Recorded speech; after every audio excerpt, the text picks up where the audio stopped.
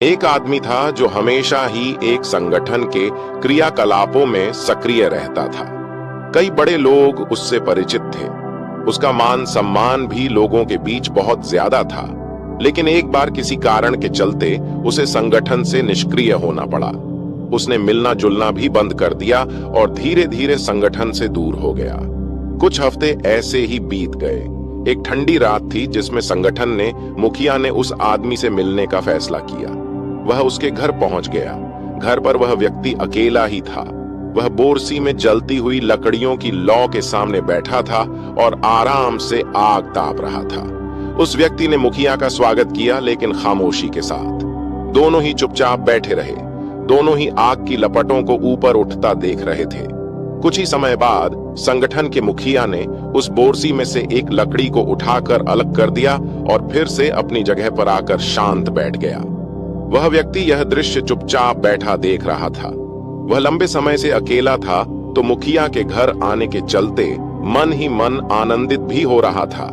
मुखिया ने जो लकड़ी आग से अलग निकाल कर रखी थी, उसकी आग अब धीरे धीरे बुझ गई। कुछ ही देर में उसमें से आग की चमक भी खत्म हो गई। कुछ ही समय बाद जो लकड़ी के उज्जवल प्रकाश और आग की तपन खत्म हो गई और वह मात्र एक काला टुकड़ा बनकर रह गया।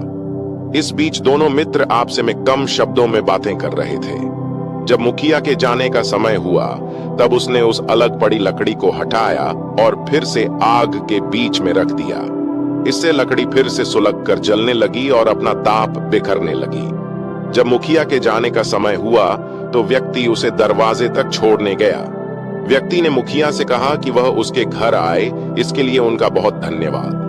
मुखिया ने बिना कुछ कहे ही व्यक्ति को एक बेहतरीन पाठ पढ़ाया। सिख, अकेले व्यक्ति का कोई अस्तित्व नहीं होता। अगर वह संगठन के साथ होता है तो वह चमकता है, लेकिन संगठन से अलग होते ही वह बुझ जाता है। संगठन किसी भी तरह का हो सकता है, जैसे पारिवारिक, सामाजिक, व्यापारिक, शैक्षणिक संस्थान, औद्योगिक संस्थान। अंत में अगर आपको इस वीडियो से कुछ सीख मिली हो तो अपने दोस्तों से साझा करना ना भूलें। मिलते हैं अगले एक ऐसे इंस्पिरेशन एंड स्पिरिचुअल वीडियो में। नमो बुद्धाय।